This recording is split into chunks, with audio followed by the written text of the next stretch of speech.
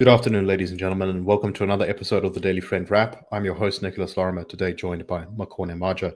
Let's get into our first news story today, and this is a proposed bill by MDA MP Glenys Breitenbach, which seeks to establish an independent anti-corruption commission as a Chapter 9 institution. This means, to be added to Chapter 9 of the South African Constitution, that a constitutional amendment would be needed. This would prevent such an organization from being easily dismantled, such as happened with the Scorpions back in 2008 when they began to make progress on prosecuting high-level corruption. The purpose of this institution will be to target large-scale corruption and relieve the burden on the National Prosecuting Authority, the NPA. Introducing the bill, Glenys Breitenbach said, "I think we can all see every day how difficult it is for the NPA to deal with its broader mandate, which is a huge amount of work. There are over 2,000 prosecutors that go to work every day and really try to do their best of this very large job. They're responsible for prosecuting all the crimes in South Africa. It is their mandate. They're the only prosecuting authority, and they prosecute all of crime, from traffic offenses to shoplifting to state capture, murder, and serial rape. So the purpose of this bill really is to lift out the top layer of large-scale complex corruption and organized crime, that level of corruption, and relieve the NPA of that burden." She says that the idea is for this to focus on a narrow, legislatively defined type of corruption so that it does not exceed its mandate. There are other Chapter 9 institutions that already exist in the country as part of the Constitution. These are the Public Protector, Auditor General, and South African Human Rights Commission. There was some support for this by other opposition or other parties, such as the African Christian Democratic Party. There was some sort of hesitancy on the part of some ANC MPs who questioned whether this thing would just simply replicate functions of the National Prosecuting Authority. But the main opposition to the bill came from the MK party, with one of its senior leaders, Jimmy Maja, saying that, quote, "The elephant in the room is the incompetence of the National Prosecuting Authority." Advocate Shamila Batoy, who we should in fact be doing an inquiry into the fitness of her for the office. He also said that this risks creating an overly powerful institution that could be misused for surveillance, violating citizens' rights, privacy, and freedom of expression, and that this would cost the state money.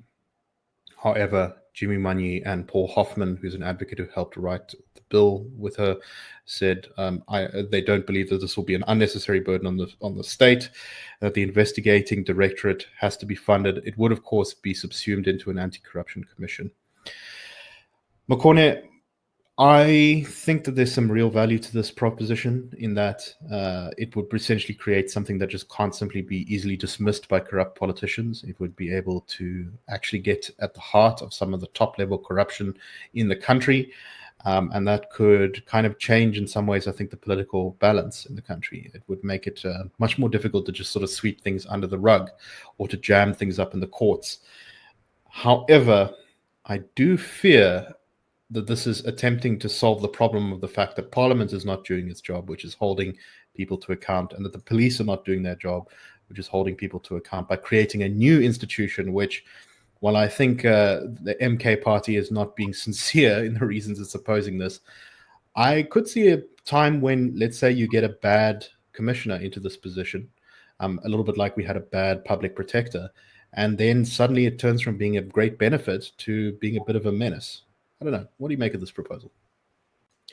I'll latch on to that last point you made about political expediency being a motivating factor for some of the political prosecutions we've seen in the country.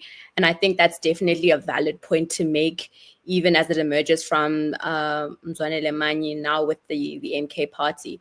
That is absolutely true. When you look at cases like Phala Phala, I think one of the questions that the judge was asking the counsel for the EFF and the ATM is, why now, right? Why are you only bringing this case before the courts now? Because the votes were cast over a year ago, and yet you only want them to be found unlawful now. And that's a clear instance of political opportunism, right? It's that they're lamenting the GNU rather than them actually having a problem with the fact that members of parliament then couldn't vote out of their conscience. So I agree with you that in South Africa, the prosecutions of high-ranking politicians are usually motivated by politics rather than seeking out for justice. But I do think, and I do see the value of having such an independent organization to investigate corruption. One of the things that was reported by the OECD report that was just released, making findings into South Africa's public procurement processes, is the question of is there a single anti-corruption body in South Africa that's actually just dedicated to that as its sole mandate, seeking out corruption? And even with the SIU, the Prudential Authority, the Amabungani, you name it, they found that there isn't one, right? So there clearly is a vacancy and a vacuum there that could be filled by such a Chapter 9 institution. And I'm encouraged by some of our Chapter 9 institutions, like the Public Protector, although they've been waning in their ability to effect like justice, but also the Auditor General. I'm encouraged by how they're able to, do their job. But I'm also concerned about all the transparency that's forthcoming from the Office of the Public Protector and the Auditor General without accountability, right? It's good that they're able to make reports about corruption and irregular expenditure and wasteful expenditure, corrupt individuals, but there needs to be a prosecutorial wing attached to those organizations so that they can be funneled from the words or the reports of the public protector to the NPA, and then ultimately the courts will decide what they do with them. So I see both sides of the arguments, and I don't want people to watch this video and think I'm making a case for why like Phala Phala shouldn't be investigated. I do think it should be investigated. What I'm specifically highlighting when I spoke earlier is about how politics plays a greater role into why people or politicians are held to the fire, rather than the true seeking out of justice, which you are right in saying that we need to see Parliament filling that role as it's supposed to, rather than, playing party politics or owing greater allegiance to their party than to the country, where as an MP, they should be doing that. All right, let's move on to our next story. And this is a little snippet from the SABC, where Gauteng Finance MEC Lebogang Maile says that Gauteng will soon have a new airport in the Sedibeng district, and that this project is estimated to cost around 200 billion rand. The government in Gauteng of Panyaza Lesufi has truly produced some wonderful, shall we say, distractions from proper governance, but this may take the cake in terms of just how out of touch it is. Gauteng, its major municipalities are facing a water crisis right now, along with the huge list of other problems all across the province. And the plan is to build another airport? I mean, sure, I guess you could build an airport and also fix those things. But Makone, I really feel like we could spend this money better somewhere else. Highly agree with you, Nick. We are never short of terrible ideas in this country, specifically when it comes to transportation. Whether it's the BRTs, which the bus rapid transits like your Ariang, your Rea Vias, your MyCities, which do not collect enough revenue to cover their expenditures, or the How train, which, as one commentator said, is a train for rich people, or even like keeping the SAA, which is just a great white elephant and burden on the state, and the constant bailouts that it's had to receive. We are just never short of terrible ideas about transportation in this country. I think we could make better use of that money. And one of those ways is actually subsidizing transportation for people on the outskirts, like actually bridging that apartheid spatial planning that the ANC has been complaining about, but failed to mitigate over the last 30 years. There's so many studies that have shown that transport eats so much into people's salaries, specifically people that use public transportation.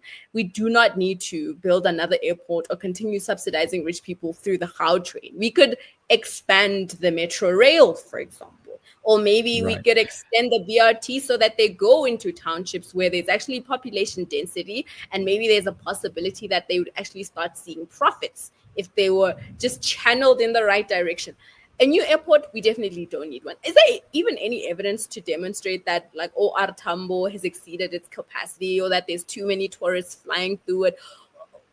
Lanseria is another airport that I could go on, Nick, but I'm going to give you... Yeah, no, exactly. The crisis with transport in this country in many ways is to do with Metro Rail and PRASA. And these are great things. And all the way back, I remember the debates around when when Gauteng was first proposed, and they were exactly this. It's like, why not just make Metro Rail better? That'll serve more people. That'll serve people who need it more. It's nice to take the Gauteng to the airport every now and again. It does definitely provide some benefit, but it's not worth the cost. It's not what government should be spending its money on. And it's very difficult to see this not as just a way of transferring public funds into political patronage. That's because you can imagine all the tenders and politically connected contract opportunities that there would be in the creation of a massive new airport of any kind. It would be a sort of feeding bonanza, just like Medupi and Kusile power plants were when that happened. Okay, last story. We're just going to kind of skim this one, although we could probably spend quite a long time on this one, which is that a court has ruled that 6 former white executives of Dimension Data subverted BEE rules to benefit from a 1.4 billion rand property deal. These executives of Dimension Data, according to the court, were basically created a number of shell companies by which to buy a property from Dimension Data, their sort of own company. This property had been ordered to be sold off by the Japanese consortium which owns the company, and in order to improve their BEE score, it was supposed to be sold to BEE groups or representatives or owners or whatever, and through a complex web of businesses, basically these white executives planned to buy it while masquerading as, I think one of them was claiming that to be a black women's fund that would be purchasing this property. So Makone, obviously it's not great to misrepresent, to create the sort of fraud and things like this. But at the same time, we're opponents of these race-based ideas, of the fact that you should be counting people based on the color of their skin.